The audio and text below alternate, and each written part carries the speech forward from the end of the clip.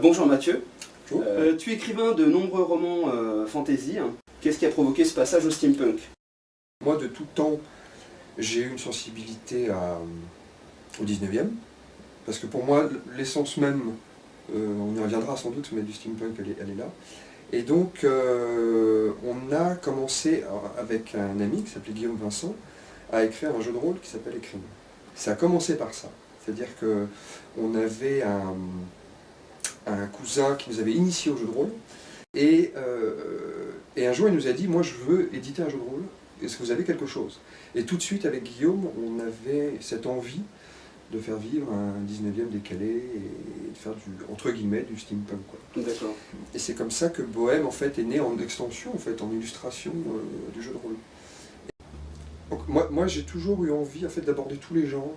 Et c'est vrai que j'ai en tête un gros roman de SF pur, la science du space opéra. Je rêve d'écrire un cyberpunk, j'avais commencé, je ne l'ai pas fini. Enfin, voilà, donc tous les entre guillemets, tous les genres m'intéressent, et je pense que le steampunk est un genre proprement dit, avec ses codes et ses images. Et donc, comme très vite, l'un comme l'autre, je pense qu'on avait une sensibilité, moi j'appelle ça la...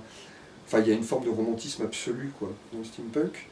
Et lui, comme moi, on était fascinés au départ par des redingotes et des chapeaux de forme et des trains à vapeur. Dans Bohème, on découvre un monde uchronique de la révolution bolchevique. Cela en fait-il pour toi un roman de science-fiction ou steampunk? J'ai pu en parler là dans le guide steampunk. Je le définissais comme la machine romantique, et c'est vraiment ça pour moi. C'est-à-dire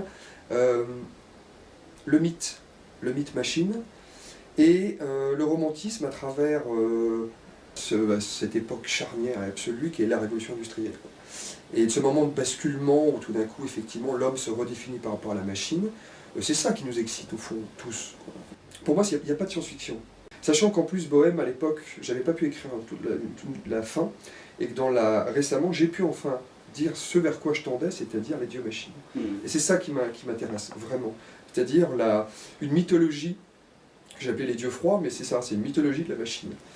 Et cette dimension, entre guillemets, spirituelle, qui peut s'éloigner d'un réalisme steampunk proprement dit, parce que souvent, on est à la limite toujours dans le steampunk entre les terres.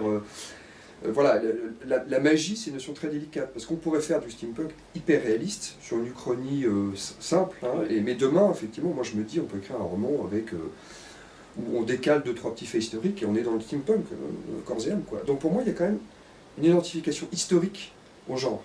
Oui. Et quand Bohème a vu le jour, notamment, moi ce qui m'intéressait, c'était de voir des dirigeables, c'était de voir, voilà, d'être dans la vapeur, et ils ont beau être éculés, tous ces mythes, quand on redécouvre en fait le mythe, enfin la machine, je pense que s'interroger là-dessus aujourd'hui, ça n'a jamais fait autant sens, quoi. Ouais. Donc voilà. L'illustrateur Didier Graffet a réalisé 2 tableaux. Est-ce le type d'image que tu avais en tête lorsque tu as imaginé le monde de l'écrime? Pour moi, en fait, ça renvoie directement aussi beaucoup à la Compagnie des Glaces, Oui. qui était le cycle de Gégé Arnaud, qui moi m'a fasciné à l'époque, dans le setup, si tu veux, qui a été posé, c'est-à-dire un monde de glace et tout ça. Je vais revenir sur une chose avec Guillaume Vincent. Quand on avait évoqué les crimes, c'était d'abord et avant tout parce qu'on se positionnait comme des urbains. Parce qu'en fait, je trouve que le steampunk, quand même, est dans une revendication aussi très urbaine, quoi. Donc, globalement, enfin, c'est ça qu'on essaie de réinventer, c'est aussi la ville. Donc c'est le rapport à la civilisation, à la naissance, tout ça. En revanche, j'ai toujours été fasciné par la Russie, fasciné par son histoire, et fasciné par la révolution bolchevique. Enfin, tu vois, c'est un cadre steampunk qui est magnifique, quoi. Et l'illustration, donc... Dynamo Rouge. Ouais, Dynamo Rouge. C'est presque... Alors là, c'est marrant parce qu'en plus j'ai découvert l'expression récemment, c'est presque des diesel punk quand on voit les avions et tout ça. Oui, complètement. Ouais, et donc on est presque un peu plus loin, mais j'aime beaucoup cette idée aussi d'inscrire l'usine directement sur le dirigeable. Oui. Ça c'est et c'est quelque chose que l'on avait abordé dans les crimes, alors de manière beaucoup moins, on va dire, industrielle, parce que dans le jeu de rôle on avait décrit aussi Itinérance, qui était une espèce d'énorme caravane de dirigeables. Dans Confession d'un automate mangeur d'opium, sorti en 99 et écrit conjointement avec Fabrice Collin, l'histoire se situe dans un Paris à l'atmosphère beaucoup moins sombre que dans ton précédent roman, Bohème. Encore une fois, je pense que quand tu abordes le steampunk, il n'y a pas un traitement prédéfini. C'est-à-dire que tu dois pouvoir dire du steampunk, il peut être à la fois de se revendiquer du hard-boil américain, jusqu'à quelque chose de presque féerique. Donc pour moi, au contraire, c'est-à-dire que plus le regard va être riche sur le steampunk, et plus on va pouvoir le décliner de différentes façons, plus ça va être fascinant. En Confession, typiquement, on était quand même sur un traitement plus réaliste, d'un point de vue strictement historique. Parce que, tu vois, autant dans Bohème, la confrontation entre l'émotion et la machine, c'était la vraie question de l'homme, quoi. C'est quoi sa place.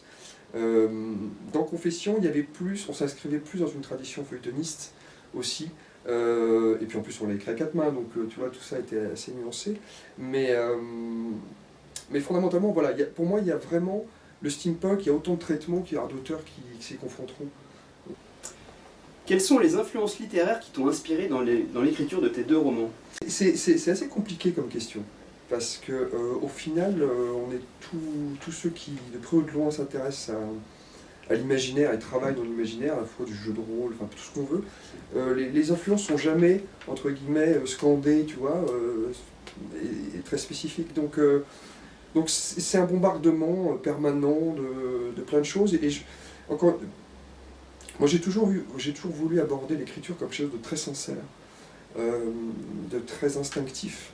Et je parle souvent de l'écriture berserk, c'est-à-dire un moment où, en fait, où tu es vraiment à l'écoute de tes tripes et d'un subconscient. Ça fait un petit peu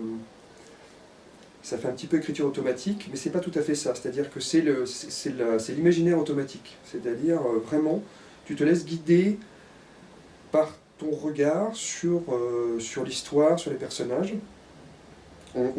Typiquement avec Fabrice, lui qui a une vraie approche de démiurge sur l'écriture, on est très différents là-dessus. C'était ce qui était vachement intéressant sur Confession. C'est-à-dire, moi j'étais plus dans l'instinct avec tout.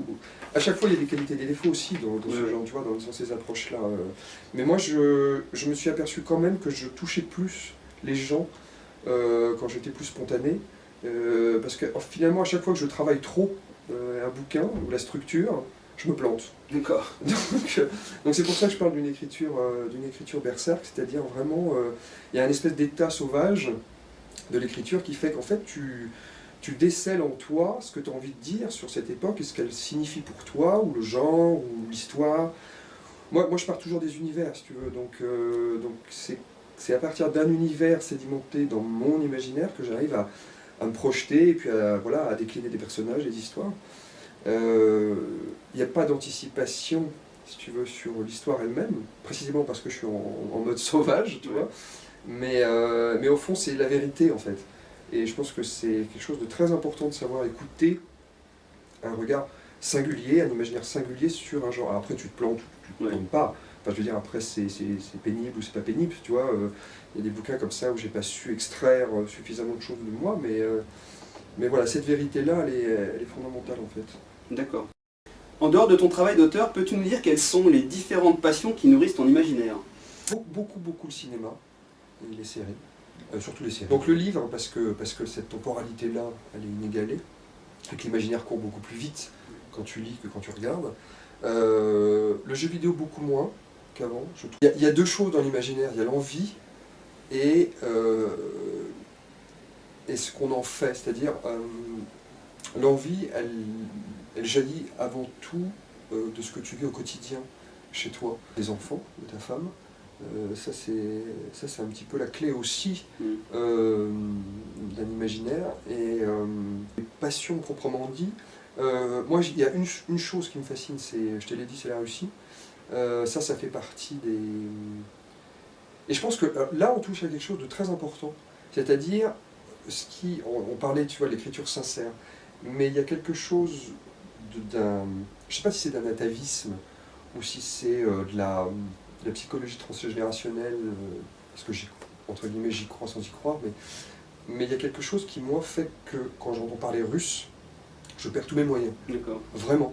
Parfois je me mets à frissonner. C'est une langue qui, quelque part, parle à mon subconscient de manière que je n'explique pas, parce que j'ai pas d'ancêtre là-bas, ou pas si loin que je puisse remonter. Mais il y a un imaginaire qui, ici, se télescope avec ce que je suis, enfin, tu vois, c'est une friction très très importante, quoi. Donc voilà, après, je trouve qu'il y a des patients, parce que tu vois, typiquement chez moi, j'ai beaucoup d'affiches russes et tout ça, et c'est cette sensibilité-là aussi que tu dois savoir écouter, tu vois. Tu sais pas pourquoi, ça fait partie de toi, ton inconscient profond, mais c'est essentiel après pour pouvoir dire des choses, et pour pouvoir les raconter.